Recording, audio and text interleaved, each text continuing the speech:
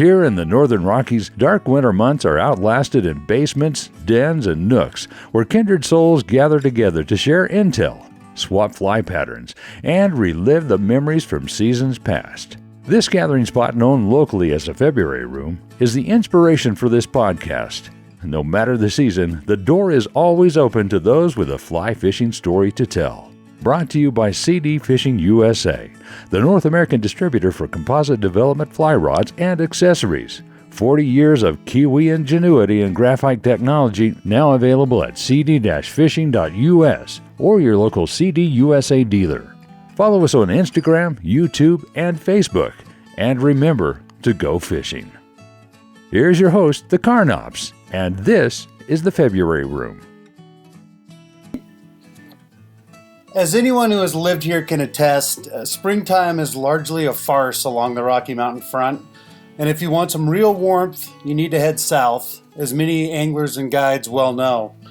As I understand it, our guest today should have received a recent dose of vitamin D. She recently returned from a trip to Mexico. Karlie Roland, welcome to the February Room. Thank you. Happy to be here.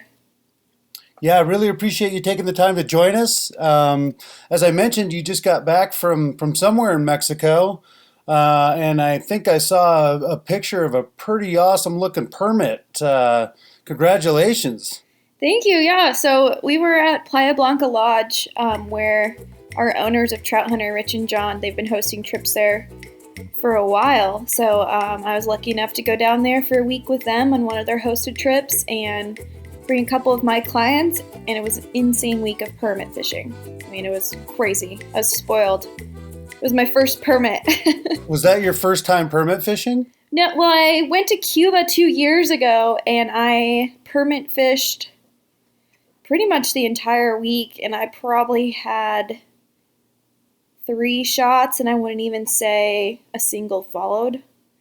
And then I caught in Mexico. It was insane. I mean, I landed 4 for the week and broke off one, came unbuttoned on another, and had a lot of follows. And that's all I did the entire week, but it was crazy. Wow, that is awesome. So you guys obviously had good weather for permit fishing down there. You know what? The weather actually wasn't very good. Our first day was cloudy, but the fish just wanted to eat. I mean, if you could put a fly in front of their head, like in front of their mouths, they're going to eat it, which isn't, from what I hear, not typical at all. It was really hard to find them. 3 out of the 6 days, I made maybe 1 cast because you couldn't see anything. It was so cloudy. One day we didn't even start until 11 because the rain and thunderstorms were so bad. And then my first day, it was a pretty good weather day, but it was still, you would only get about a half day of sun, and then the rest can't see anything once those clouds are out. But overall, the fish we saw, they'd eat it, which is crazy. I mean, one of the days I saw 1 fish, 1 cast, ate it, and just got lucky. Oh, that's awesome. I'm on the other side of the fence. I've been I've been permit fishing multiple times, and I've casted over 100 of them. Never landed a good one. I've never been down there when they would eat the fly. Like, it just, it's been the typical permit scene where I've been on trips with really experienced permit anglers. I think one guy caught 1 week we were down there. Maybe I saw 1. My buddy caught 1 when I was with him, which was awesome. Wow, to land. What'd you say? You landed 4? Yeah, I landed 4. My boyfriend got 3, and we hooked 12 total for the week. So, oh my God. Yeah, it was crazy. What's the name of it? This is, which lodge is this? Playa? There's so many playas, I can't keep them straight. Which one is this? I know. So this is Playa Blanca, which is the sister lodge of Casablanca, which a lot are more familiar with. So it's a little further north of Casablanca. So is this south of Tulum? I think it has to be south of Tulum. Don't really know where Tulum is. Tulum is south of Cancun, or is it right next to Cancun? It's south of Cancun. Then yeah, we're definitely south. Okay, Cancun. And that lodge has been there for a long time, but was recently renovated or something, am I right? I know it's been there for, I believe, 27 years, which is as long as one of the guides. He said he's been there since the get-go. So, and I'm sure it's been renovated. It's beautiful. But I honestly, wrong person to ask because it was my first time there, but it was incredible. Well, I'm pretty sure I fished there about half a dozen years ago. We were down in Tulum, just kind of on a DIY trip. Really, it was just a vacation, and I'd do some fishing out in front of our palapa. And there were permit around, there was bonefish around, there were cuda around, and then we booked one day at Playa Blanca Nice. with a guide that had been there forever. But when we were there, it had just rained a ton, and there weren't many fish around. I think we only saw one or two permit, but yeah, it had been my understanding that that's one of the best places to go. When it's happening, the permit fishing can be just amazing down there. It sounds like you hit it on the nose. That's incredible. Yeah, we got so lucky. The first day was like tailing permit everywhere, and I didn't really know what I was doing. It was my first time really fishing for permit, and just got lucky. And then, yeah, the next day was total wash. I don't think I made a cast. I think my boyfriend made one cast that day just because the weather was pretty bad. And then I didn't see a tailing permit the rest of the week, but man, when we saw them, they wanted to eat. So it was incredible. I'm like still kind of shaken about it. I'm like, I wish I was in Mexico, but that's okay. Congratulations. That's really cool. Yeah, I had two of my buddies just got back from Belize, and they just didn't have good weather at all. They said it was overcast and you couldn't see the fish, and it was just neither of them caught a permit. A Yeah. week of fishing. That is awesome. I'm gonna have to go back down there and give it another go one of these years. I'm kind of mad at permit right now. I needed a break from them. It's fair. I'm sure I'll be mad at them. I just got spoiled. I'm like, what are you guys talking about? This stuff's easy. And then everyone's like, oh, I'm going to strangle you. I'm like, I mean, I know it's not easy. I had my taste of Cuba, and all I did was permit fish and skipped out on tarpon and bonefish and snook and everything, and casted my fly rod, like I said, maybe 3 times. So Well, so you paid your dues a little bit. a little bit, but I'm sure I'll pay my dues in the future. Yeah, they're permit fishing's a lot like winter steelhead fishing, I think. Um, Yes, in terms of, yeah, you can't really go expecting success, and if you expect success, you should go fish for something else. Because really, exactly. it's really just about the experience, and what's so awesome about permit fishing is even if you're not catching them, the trips I've been on, I've had lots of opportunities, hmm and it doesn't deter you when you're not getting them if you're getting shots at them, because it's super fun and it's really cool to experience that. Whereas, after 5 days of blind casting for winter steelhead, you're like, all right, it might be time to reel it up and go home. Yeah, when you have those moments and you're just in some really deep cold water and it's raining and you're soaking wet, you're like, what am I doing here? Like, I haven't had a grab in 6 days. Winter still, Right. it gets cold, but I'm about to go do that in 2 weeks and punish myself there, so Well, maybe your good fortune will carry on with you. maybe. I think so. Carlie, are you from Bozeman originally? No, I'm actually from Utah originally, and went to school in Seattle. After college, I was supposed to do a gap year in Bozeman. Worked for a fly shop there, and then I did a year in Bozeman. Went back to Seattle, worked for a fly shop there for 2 years, and then moved to Idaho. And as I understand it, you have kind of a long history on the Henry's Fork with your family fishing there. Yeah, so I'm really lucky. This one's a little extra sentimental. My grandpa just passed away, but I'm sorry to hear that. no, it's okay. I think that's why I've had such good juju. Right. I mean, he was definitely there helping us out with permit. But so my great grandparents on my dad's side bought a cabin in Island Park, and then they've passed it down. And so my grandpa and grandma have the cabin now. It's shared between all the siblings and kind of a lot of family members. But that's where my grandpa taught my dad and where he taught us, and it's just been kind of passed down for multiple generations. So super lucky. And now you're a guide on the river? Yeah, which is crazy to think about. That's really cool. I mean, I would have never, A, thought I'd be a fly fishing guide, and then B, would be in Island Park when I was a little kid, riding my bike to the gas station to rent movies and buy some sour candies. And so I live across the street from that gas station now. It's super weird. How cool. You guide for TroutHunter Lodge, correct? Yes, that's correct. And as I understand it, you were the first female guide for TroutHunter Lodge. Is that accurate? That is, which is crazy, but we need more girl guides even applying. So if there's any girls out there or women looking to guide, I mean, I'm always looking to have more. There's plenty of room. I bet you'll be seeing more of them in the coming years. I hope so. It'd be fun to split up my dude fest. So. And then I read too that you're also an accomplished baker. Oh my God, yeah. So my mom is this incredible baker, and so when I'm, I guess, not fishing or when I'm at home, it's baking pies, cookies, breads, anything. I love baking and cooking. So do you provide these homemade goodies on some of your guide trips? I do actually quite a bit. Guide season's getting crazier and crazier, and I have a couple, 30, 40-day runners, and that's when you might not get baked goods. If you're on, if you come on day 36, you might not have cookies, but you're probably getting some store-boughts. Exactly. I'm like, you'll get something in the cooler that's been there a while. But no, we try to keep it fresh, but it's hard to do anything but sleep. And you tie your own flies too, right? I love to tie flies, but I honestly don't tie as many flies as I should. I spend a lot of my winter now working in the fly shop, running the Trout Hunters e-commerce and social media.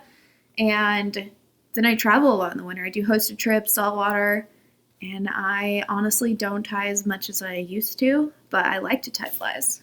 What's your favorite fly on the Henry's Fork in, say, July? Ooh, July? Well... Or is it a secret?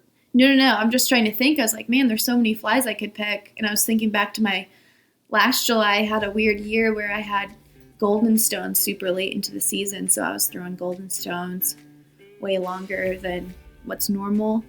But it's probably a spinner. I mean, I love a good old Barrett's two-tone spinner or rusty spinner. Spinner's probably my favorite. Gotcha. Yeah, I've actually never fished the Henry's Fork, which... What? I've fished every river around there except for the Henry's Fork. Why not? I don't know. I've got no explanation. I got nothing for you. I don't know why. I've meant to go there a couple times, and then I never made it for one reason or another on my trips out there, and I got nothing. We'll have to change that. Aren't you in Missoula?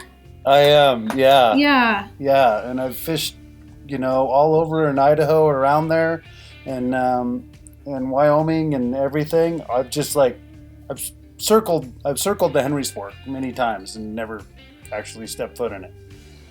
Well, it's a shame. You got to make your way down here. Yeah, I know. Well, maybe I'm saving it. Maybe save the best for last or something. I don't know. Yeah, that's what they say, right? So. Right.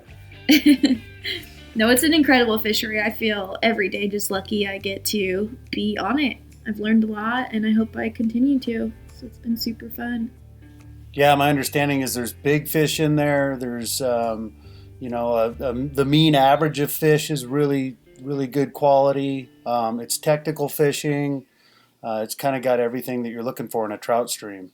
Yeah, exactly. And I think a lot of people think Harriman Ranch and they get a little overwhelmed with super picky, tough, technical, dry fly only.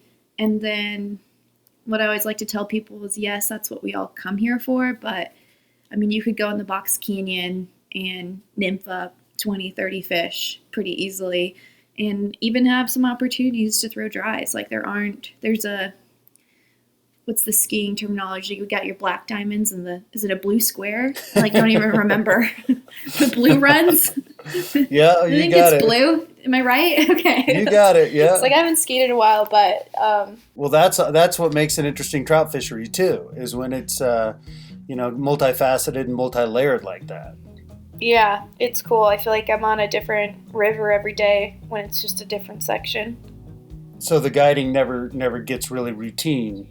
No, it really doesn't. Because we also have our Montana guide license, so we can go to the Madison if we want, and a lot of us enjoy it, but it can be really crowded. And then the Henry's Fork's nice because we're permitted, so we're only allowed 3 guides per section per outfitter, and not very many outfitters, so not very many guides versus going to Lyons in July. You're gonna wait like an hour to put your boat in. Yeah, they need to do that on the Madison. They really do. And not to get really political, and even if they have to kick out us Idaho guides or do something, I mean, regulations need to happen for our fisheries. Yeah, they do. It's time around here too. I don't know when the last time you came and fished in Missoula is, but the Blackfoot has gotten so crowded. The Upper Bitterroot, they've got some restrictions in place now for guides, and but yeah, unfortunately, we can't police ourselves. So something has to be done to protect the resource and the experience too. If a family definitely wants to go have a fun fishing day on the Blackfoot in early July, they can't. There's too many people out there. There's too many guides. And I'm a guide too, but there's right now we were at the saturation point, I think, a couple of years ago, and with COVID, which I never saw that coming, but now we're past the saturation point on these rivers, in my opinion. Yeah, no, it's time to have some regulations. Everybody got a boat this year, so our year was insane too, especially when we were supposed to be technically closed to out-of-state fishing. I mean, it was one of the craziest Aprils and Mays I've ever seen, but I'm just glad they didn't shut us down or anything. So it hasn't slowed down around here. Yeah, but we were blessed. I mean, we got lucky with COVID. It was a really crazy guide season, despite a lot of cancellations. It was really busy, so it was good. And now a brief message from our sponsors. Introducing the Triced All-Fly Kit, Composite Development's latest game-changing innovation. Utilizing the same butt section, the All-Fly morphs from 5-weight to an 8-weight via interchangeable sections. Need a little more length? Pop the extender into place and the 9-foot rod becomes a 10-footer. All housed within an ingenious tri-folding magnet rod tube, the All-Fly is the most versatile fly fishing tool ever devised, negating the need for multiple rods. Switch from delicate presentations with tiny parachutes to hucking gaudy coneheads. This package must be seen to be believed. Go to cd-fishing.us, click the video tab, and see the Triced All-Fly in action. And remember to go fishing. How many years have you been guiding down there, Karlie? So this will be technically my 4th season, but I only did a half season my first year. So I really have only done 2.5 seasons. Oh, wait. Yeah. 2.5. So it'll be, I don't know. They call me a 4-year guide, but I started in the end of July, my first year. Well, you always round up. Right, we are fishermen. I'm like, who's being exact? Is there a particular trip or client that sticks out in your mind? Ooh, there's a lot. Honestly, like I said, I feel completely spoiled, and I went from guiding in Washington, which I also loved, but I was on the Puget Sound a lot, where it didn't really have hatches. I mean, you don't have hatches, and then the Yakima very rarely got the hatches that I get in the Henry's Fork, so I feel like every day is mind-blowing just for bugs and people's opportunities to catch fish and hunt, and really head hunt for trout, which is really cool. But I think now it's taking days off to go fish with my dad, and I got to fish with my grandpa a lot last year, And I think those trips matter more than anything. It's just nieces, nephews, family, spending time with friends, and trying to balance out my life a little bit. But I mean, any day, there's like so many days I could think of like great PMD fishing or drakes or golden stones. I mean, I guess, let's see, last year, let me get you a story. I had two gals that actually go, usually fish with the guide service across the street, and their guide they go with is incredible. I mean, he's like a good friend. I was like, oh no, I was kind of worried. Like, they're going with me. Like, they always go with him, and they always get him. I can relate to that, yeah. Yeah, so I was like, great. But they're like, oh, he was already booked, so they're like, we guess we'll take you. I was like, thanks, guys. So, two gals, and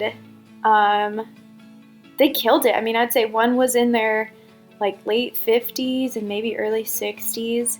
And we threw golden stones the whole day, and we caught, and it's not all about like the size or whatever, but it was fun to throw a single dry and have two awesome gals, and we all giggled all day, and they threw reach casts and got on the trees. And I mean, I think we had 9 fish over 18, and one of the biggest I had all season was from the older gal just roping in this huge brown trout. So it was a great time. Right on. Well, that worked out well. Yeah. Are you, now that you're the guide in the family, when you go fishing with your dad and your relatives, do they turn to you for advice? Do you have to guide when you're not guiding? Yeah, kind of, but not really. I mean, I try not to. My older brother, I try not to over guide him, because he'll just, he doesn't want his little sister, who got better at fishing than him, to really be telling him what to do. But they're all pretty. I mean, my dad rows, my brother rows, so I get to fish a little bit too. They tie their own flies. And then honestly, all it is like, hey, there was a fish I've missed the last 6 weeks here. We haven't been able to get it. Or I finally have some people, and I shouldn't say finally, because it just depends on what you get, but I could get some random people that have never fly fished before, and they bring like their 8-month-old baby and their 8-year-old son. And I'm like, whoa, like that was not in the notes of what we were doing today. But I mean, long answer, but they hold their own pretty good. So it's fun getting to fish with them, because I also feel like I'm getting days off, but then I'm on the water so much, I can really tell them where fish are. Right. So when you were working for this fly shop in Seattle, what was your role there? Yeah, so I worked for Emerald Water Anglers, and I was their women's program director. So it was super fun. We did a lot. It was a little crazy. We did fly tying every other week, casting every weekend, and then I did women group guided trips, which helped pair more women together, but then also make the guide trip a little bit more affordable when you're splitting it 3 ways instead of booking a guide by yourself because you don't have any other fishing friends or don't know anybody, I guess. So we were very busy at Emerald Water Anglers. But you didn't have to guide winter steelhead over there yourself? No, I never guided for winter steelhead. I was pretty new to it, honestly. So I got into the two-handed game in college, but I mean, actually, this is a funny story. I was on the Olympic Peninsula, and 2 sim sales reps came up to me, of course. It's like they were single at the time, and there's one female on the Olympic Peninsula, and they're like, who is this? Right, sharks in the water. Yeah, seriously. But no, they were like super polite, and we're just nice, and they're buddies now, but it's funny story. And they were with Mia Shepherd, and she actually was like, your head's on backwards. Like I had no idea what I was doing. It was my first time. I rented gear from the Avid Angler. I was like 19 years old, and my dad's like, there's steelhead on the Olympic Peninsula. I'm like, cool. So I go rent a rod, and they give me a 2-handed rod, and it was a nightmare. I mean, I did not catch anything that week, but I learned. I slowly got more and more into the 2-handed stuff, and I never wanted to guide for them. A, there's a lot of pressure, and then B, I never really felt like I was an expert enough to be taking people's money. And it's far. I mean, it was a 4.5-hour drive from Seattle. Right. But I wanted to. Now I love Steelhead, so, but I had to put in my time. I had to catch a couple more, make it, before I start guiding for them. Yeah, guiding for Steelhead is, man, I don't know. Right? I think you gotta be half crazy. It's funny. My buddy and I was out fishing on the south coast of Oregon here a couple weeks ago with a friend of mine that's been a steelhead guide for a long time, and we were talking about that, and somebody had reached out to him, a younger guy that he knew, and was like, "Hey, I think I'm going to start guiding winter steelhead." And John says, "Well, why?" And he's like, "Oh, well, I make some money, and I really love it, and I think it'd be a good move for me right now. I got a wife and a kid," and he's like, "Okay, none of those reasons that you just gave me justify becoming a winter steelhead guide. So really think about this." Right? And the season's short, and you're moving, and you're losing so many days to blown out water. And I mean, if you didn't live there, I mean, trust me, I've considered it many times, but I don't know. I just think there's better guides out there already, and I don't need to try to be one of them. Yeah, I don't. I kind of started out guiding as a steelhead guide. I guided trout too, but I'm from Oregon. I'm from the Deschutes originally, and cool. And man, guiding steelhead wears you down. Yeah, when I wrapped up my steelhead guiding career, I stepped away from guiding for a few years until, I was like, all right, well maybe I'll try trout guiding again. Here we can fish out of the boat. Customers aren't hanging on for dear life, trying to wade the super rugged river and trying to make the cast and everything. It was I don't know. Steelhead guiding and me are over. Well, the Deschutes is a tough river. I mean, when I get back from fishing the Deschutes, my legs are all completely bruised. I mean, it's a tough river to wade. Yeah, it is. It is that. I had to swim to save people, and it's a rough environment, especially for folks that are maybe retired or not as ambulatory as they once were. Well, cool. So where are some of the saltwater destinations that you've been to other than Mexico and Belize and Cuba, you mentioned? Yeah, so this was also kind of crazy. Emerald Water Anglers, our first year running a women's fishing program, I decided, let's host a trip to Christmas Island. And so I brought 8 gals down there, I guess just 3 years ago. And we did a week down there, and then our flight didn't come, so we got stuck, and we did 2 weeks down there. Oh, awesome. Yeah. Well, you're lucky. Bonus week. So, totally.